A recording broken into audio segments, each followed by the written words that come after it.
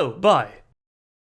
And welcome to the Threat Meter, a new series where we're gonna have a look at various races, factions, whatever, of the world of Warcraft and find out just how much of a threat they truly are to us, both from a lore and gameplay perspective. I thought this would be a good way to implement some lore into my videos, as I got a few replies asking me to do more of that when I asked for some video ideas on Twitter. So thanks for that, and damn you for this.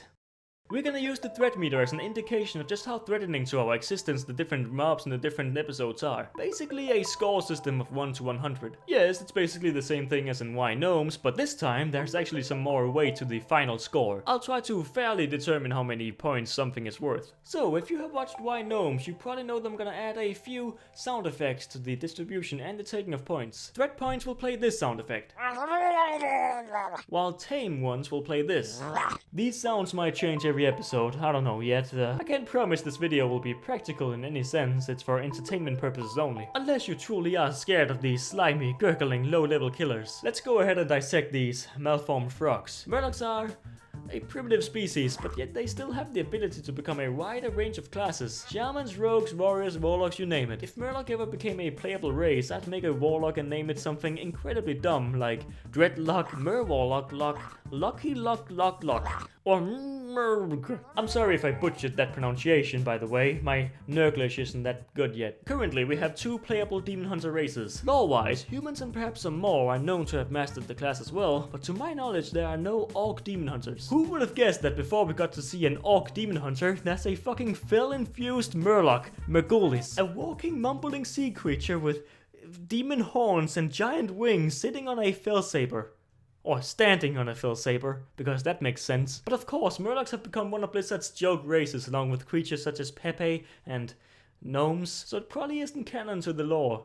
Well, I hope not anyway. Murlocs have been on Azeroth for a long ass time. They were created by an unknown frog ancient and lived underwater for thousands of years before slowly emerging onto land. Fictional historians speculate that this happened after Illidan summoned the Naga, portrayed in Warcraft 3 The Frozen Throne. So, the majority of the Murlocs started invading the shores of Azeroth when the Naga rose from the depths of the oceans. Okay, I have some questions about this. The line has been drawn, so it's time to bring out the timeline.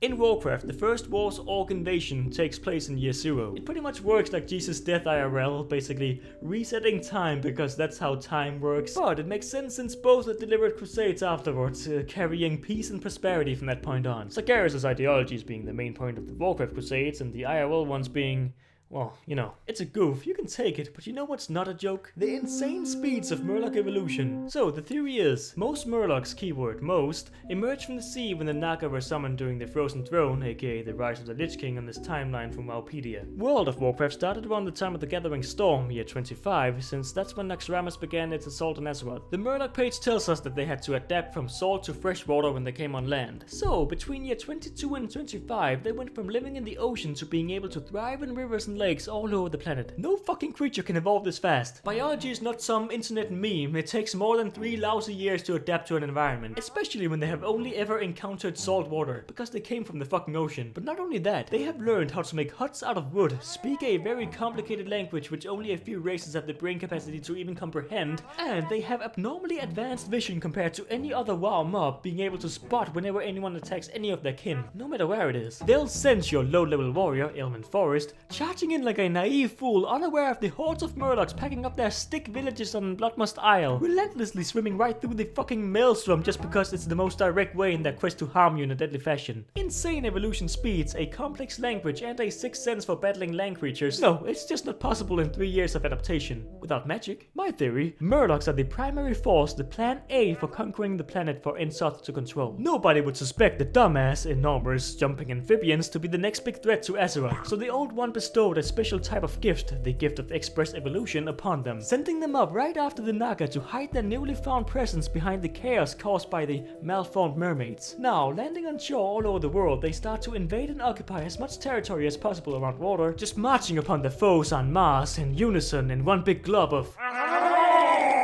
Once settled, they quickly and magically adapt to the new water conditions, feeling fresher than ever. Now they start going after larger prey, hunting ignorant noobs in huge masses before retreating back to their lairs and reproducing even more younglings, such as the infamous Murky. These new Murlocs surpass any and all physical/mental skills of their predecessors, even theoretically being able to defeat the Lich King. And while this is going on, we're just fighting off the Legion invasion. We are so ignorant. We think the danger comes from above, but truly, it came from the depths. Adapted at breakneck speeds, and now lurks in our leveling zones. How many races in WoW have a whole game dedicated to them only? Not a lot, huh? Now I understand why we helped fighting the Murlocs in High Mountain. That was the only quest chain in the Broken Isles aware of the true threat to Azeroth. You might think they were fooled by someone in a badly made costume waving a flag just to get behind enemy lines and slay their leader. Or perhaps they let you do their dirty work, killing off someone not belonging to their marvelous race. You thought your camouflage worked, that they thought you were one of them hiding in the masses. But it didn't hide you and who you truly are. Instead, it helped hiding their brilliance. They wanted you to put on their costume, cause then you would think they were stupid for letting you in. That is the perfect disguise. This is the score of the Murlocs. Truly a heavy hitter in the first episode of the series. I did not expect this result when I first started researching for this video, but I guess I was fooled as well.